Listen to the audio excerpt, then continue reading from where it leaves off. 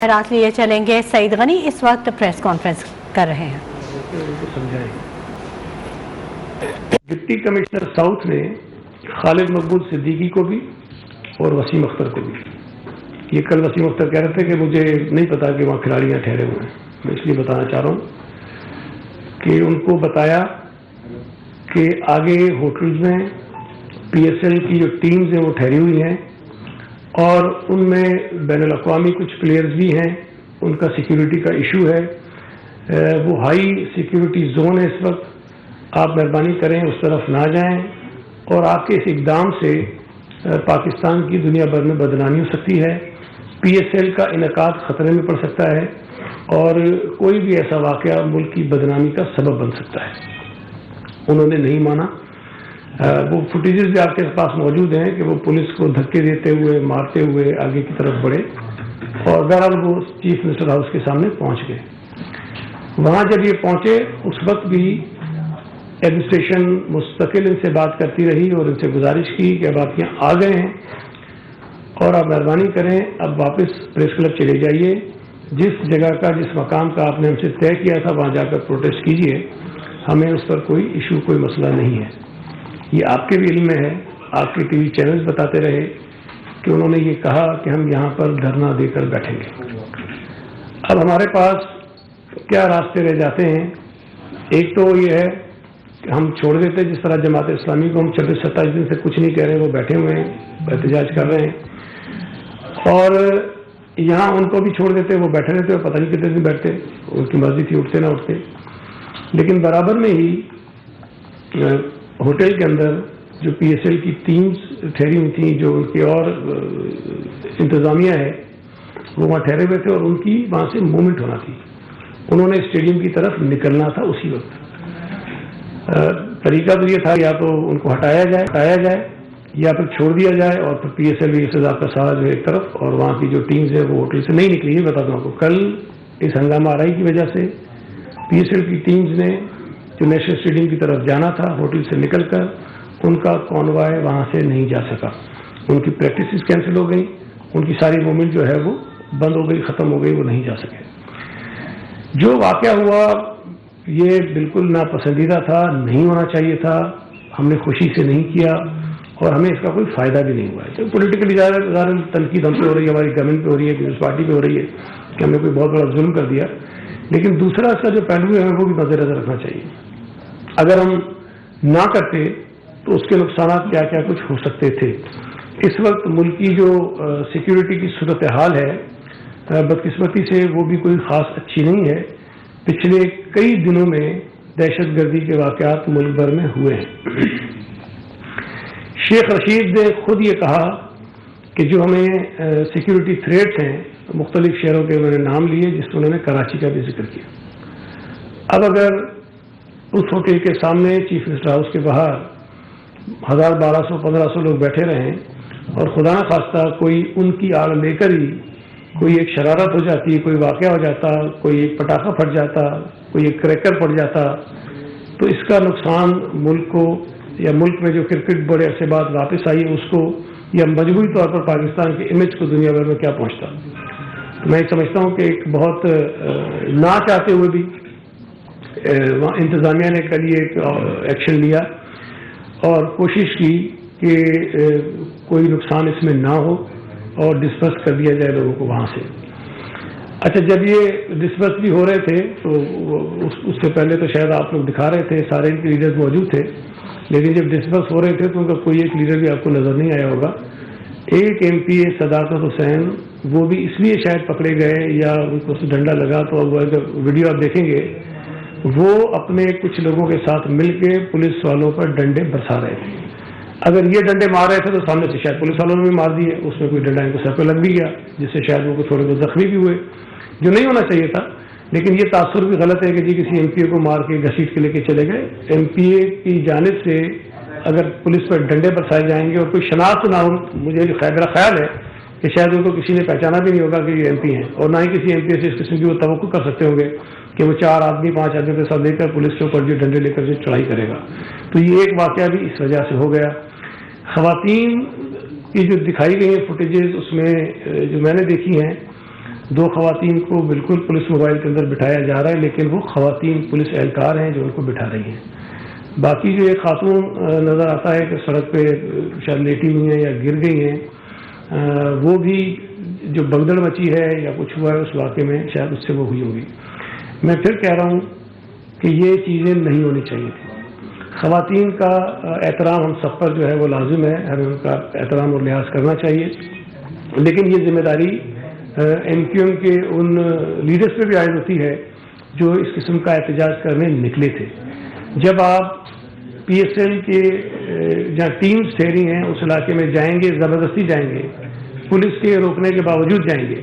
اور پولیس آپ کو کہہ رہی ہے کہ جی اگر آپ یہ نہیں کریں گے تو ہمیں کوئی نہ کوئی ایکشن لینا پڑے گا، تو آپ کو اس بات کا اندازہ ہونا چاہیے تھا کہ آپ کی خواتین اگر ہیں تو آپ ان کو وہاں سے ہٹا دیتے، سائڈ پہ کر دیتے، لیکن انہوں نے نہیں کیا۔ اور یہ بدقسمتی سے طریقہ کار رہا ہے اکثر مواقعوں پر ایم کیو ایم کا کہ جہاں کوئی ایسی صورتحال ڈیولپ ہونے لگتی ہے وہ خواتین کو اور بچوں کو آگے کر دیتے ہیں اور پھر ان کی شیلڈ بنا کر وہ اس پہ پوائنٹ اسکورنگ کرتے ہیں۔ مجھے اس بات کی بھی ضرور وضاحت کرنی ہے کہ کل جو میں دیکھتا رہا ٹی وی پہ، ایک جگہ کہا گیا کہ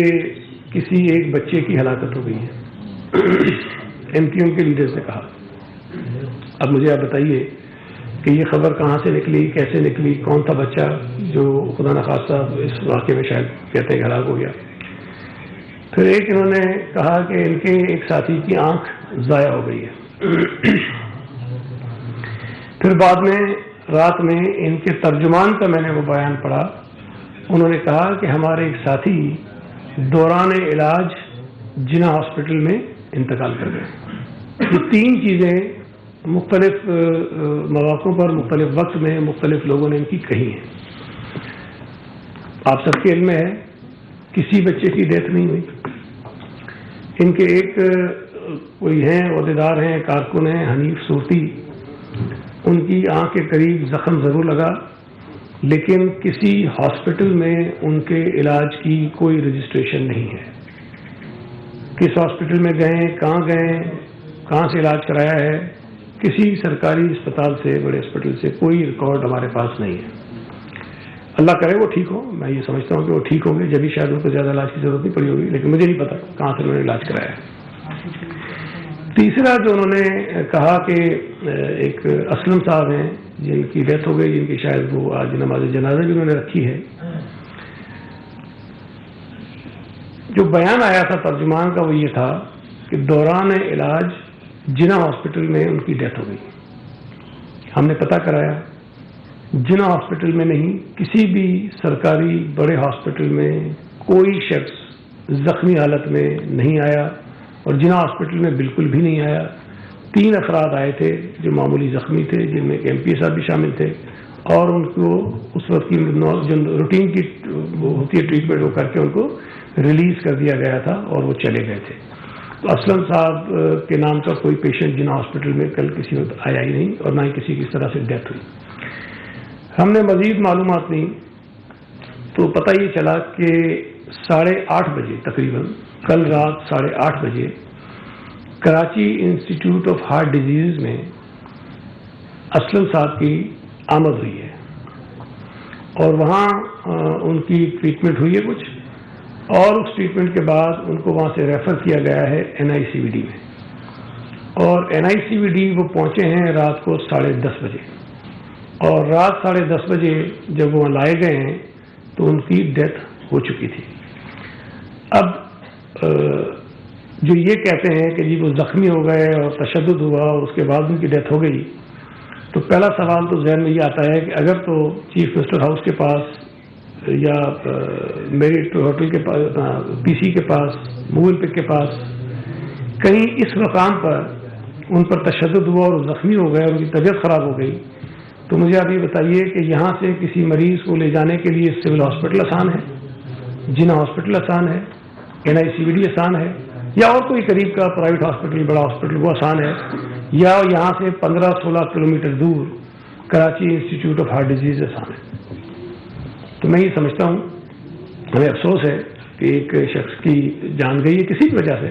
چاہے وہ اپنی بیماری کی وجہ سے گئی ہو، کسی وجہ سے گئی ہو، لیکن جو تاثر دیا جا رہا ہے کہ تشدد کی وجہ سے ان کی جان گئی ہے، اب تک کی جو معلومات ہمارے پاس ہیں اس چیز کی کوئی ثبوت سامنے نہیں ہے۔ میں یہ گزارش کرنا چاہتا ہوں اسلم صاحب کی فیملی سے کہ حقائق کو سامنے لانے کے لیے، چونکہ یہ بہت بڑا ایلیگیشن ہے حکومت کے اوپر یا پولیس کے اوپر کہ ان کے تشدد سے کوئی ایک شخص ہلاک ہوا ہے، محمد اسلم صاحب کا پوسٹ مارٹم کرانے کی وہ اجازت ہے۔ میں یہ حکومت سندھ کی جانب سے ان کی فیملی سے درخواست کر رہا ہوں، وہ اس وقت ظاہر ہے کہ دکھ میں ہوں گے، تکلیف میں ہوں گے، لیکن اس واقعے کی جو صاف اور شفاف تحقیقات ہے اس میں مدد فراہم کریں ہماری، اور اگر واقعی کل کے اس واقعے میں تشدد کی بنا پر ان کی جان گئی ہے تو پھر جو ذمہ دار لوگ ہوں گے تاکہ ان کے خلاف کارروائی کر سکیں۔ جو اپیرنٹلی چیزیں ہمارے سامنے ہیں،